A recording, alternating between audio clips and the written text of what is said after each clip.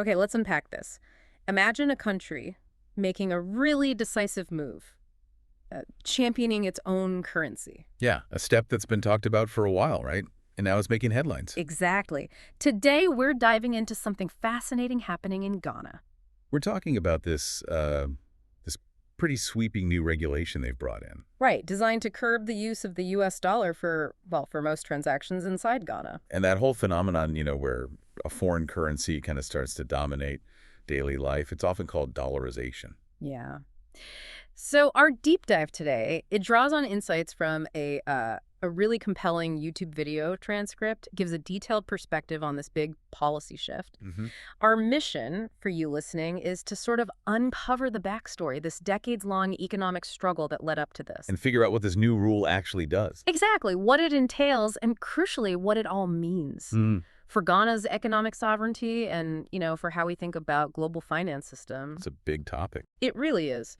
So, for decades, the US dollar has cast this long shadow over Ghana's economy. A really long shadow. It often sidelined their own currency, the Ghana cedi, in just everyday transactions. And this isn't some new issue that just popped up. It's been a persistent challenge, really impacted their financial health, their economic identity even. What's striking, I think, is just how widespread this dollarization became. Yeah. I mean, this pervasive reliance on the US dollar, it created huge challenges. Like what specifically? Well, think about it. When most deals are happening in dollars, the cedi, it kind of loses its power as the nation's only legal tender. Right. It struggles to do its basic job. Exactly. And that directly fed into economic instability. And, critically, it meant the government had a really loose grip on its own monetary policy. Okay, explain that a bit more. How does using dollars affect monetary policy? Well, if a big chunk of your economy runs on dollars, the central bank's usual tools, like adjusting interest rates for the cedi, they just don't work as well. They lose their bite. Precisely. So managing things like inflation becomes much, much harder. And this dependence, it also just erodes confidence in the cedi itself, which ultimately holds Ghana back from, asserting its own economic independence. And you see this elsewhere, too. Oh, yeah. It's a scenario many African countries have grappled with, a real challenge to sort of national financial self-determination. And to really get a sense of how deep this went, our sources point out just how common it was. It wasn't just like big import-export deals. No. It was daily life stuff. Paying school fees, buying property, booking hotels. Even buying cars or, smaller items. Petty items, as the source put it. Which is pretty striking considering the cedi is supposed to be the only legal tender. Right. The Bank of Ghana, they'd actually put out reports over the years, warnings, communications. Trying to get people to stop using the dollar. Yeah, telling Ghanaians use the cedi. Yeah. But it seems those calls mostly fell on deaf ears. Until now. Yeah. Which paved the way for this much more, decisive action. Exactly. So that long-standing situation, it's changing dramatically. The Bank of Ghana, the central bank, they're taking serious action to reverse this tide. So what exactly is in this new regulation, and how's it different from those earlier attempts that didn't really stick? Well, this new framework seems much more robust. Yeah. It's designed to eliminate these unauthorized foreign exchange activities, especially transactions in US dollars. Okay. The government's been really explicit. Yeah. The Ghana cedi is now the only recognized legal tender for pretty much everything within Ghana. Pricing, advertising, invoicing. Receiving payments, issuing receipts for goods and services, all of it. So businesses, individuals, they just can't use dollars or other foreign currencies for these things anymore. Not unless they have specific authorization, no. The message is crystal clear. The cedi is the core of the economy. Its integrity has to be protected. Wow, okay. That's a massive shift. So given how widespread dollar use was, did they target specific areas? Or was it just a blanket ban? They definitely pinpointed key sectors where this was most common, where it was creating this sort of parallel economy. The unofficial system running alongside the main one. Exactly. Undermining the cedis, creating distortions, not getting taxed, all that stuff. So which sectors did they name? The big ones you might expect, really. Education, things like school fees, which is really telling. Yeah. Real estate sales and rentals, car transactions, airline tickets, retail shopping, even online sales and hotels. Basically areas where using dollars had become almost normal. And where it was hurting the cedi's stability and the government's ability to, manage the economy. Makes sense to hit those hard. But, okay, what about the nuances? Are there any exceptions allowed at all? There are, but they're described as strictly limited. Like for who? Foreigners. Yeah, for instance, foreign nationals or non-residents, like maybe expatriate experts working there, they can use foreign currency sometimes. Okay, but under strict rules, I imagine. Very strict. Transactions have to go through foreign exchange accounts with a licensed bank for transparency tracking. Exactly. Wait. Ensures compliance. Right. And any exchange rates used have to reflect the official market rates benchmarked against the Bank of Ghana's published rate. So no funny business with the rates. Right. And maybe the biggest change, black market dealing, other unauthorized stuff, it's no longer just frowned upon. It's an arrestable offense now. Wow. Okay.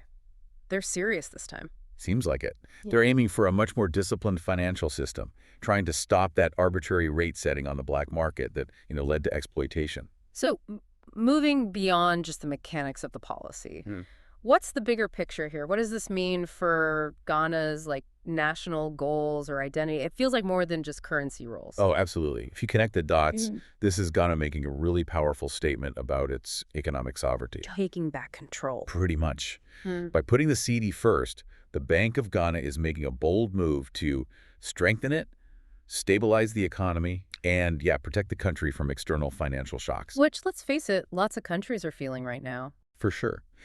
And beyond just, trying to curb inflation or market swings, this move is about empowering local businesses, local people, local institutions. How so? By getting them to operate fully within a CD-driven system. That reinforces national pride, sure, but also genuine economic self-reliance. Right. Think about it. Yeah. When your own currency is strong and trusted, it sends a signal, doesn't it? Yeah, a signal of stability, capability. Exactly, which encourages investment, both local and international. People are more willing to engage if they feel the financial environment is predictable and secure. That really frames it well. It's about confidence and control. And our sources did mention this point about stopping the arbitrary rates on the black market. Yeah, the ones that led to exploitation and just inefficiency. It really sounds like they're trying to reverse that diminished sense of national economic identity that happens when everyone just defaults to using dollars. Absolutely, and supporting legitimate foreign exchange through the banks. That also protects businesses. From risky black market deals. Exactly. Offers them fair rates, reduces their exposure to fraud. It's a structured approach that promotes fairness and builds trust in Ghana's own financial institutions. Okay. And it ties into wider efforts, too, to formalize the economy, make sure all the financial activity is transparent, contributes to national development, long-term prosperity. Building a stronger financial foundation. That's the goal.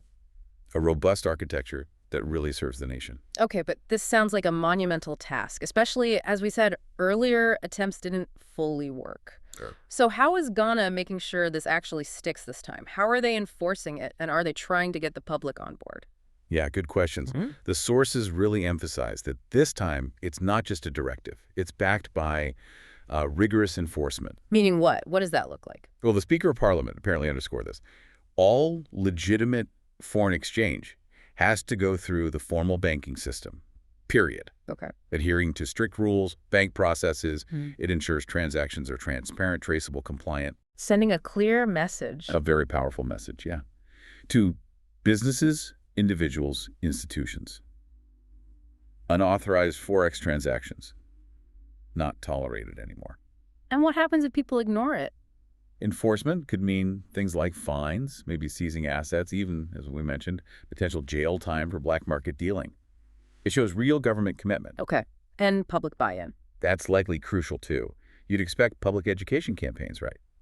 To explain the new rules, highlight the benefits of using the CD, try and foster that collective commitment. So it's clear they're aiming for real, measurable change this time, not just policy on paper, laying the groundwork for a stronger economy by prioritizing the CD. Definitely safeguarding the national interest. Yeah. And these measures, they fit into a broader strategy, right? Enhancing financial transparency, helping the government track economic flows better. All supporting sustainable growth. For future generations, yeah. It seems very clear that Ghana's decision marks a really pivotal moment in its economic story. More than just a currency tweak. Much more. It's a commitment to shaping a future where Ghana controls its own economic destiny, making sure the CD really is the cornerstone, promoting stability, transparency, and, national pride. What an incredible deep dive. Ghana's decisive action to essentially de-dollarize large parts of its domestic economy. We've definitely covered a lot. The decades of challenges, the specifics of the new rules, the big aspirations behind it all. Strengthening the CD, aiming for stability, transparency, pride. It's a really fascinating case study in a nation trying to reclaim its economic narrative. It certainly is. And it leaves us with a question maybe you listening to think about. Go on. As nations everywhere grapple with global economic pressures, trying to find that financial self-reliance, what are the real long-term benefits and maybe the potential challenges too when a country takes such a firm step to assert its own currency's dominance like this? Good question. What are those ripple effects, intended and maybe unintended? Exactly. Something to mull over. Definitely something to think about. Thank you for joining us on this deep dive. Until next time, keep digging, keep learning, and keep being well informed.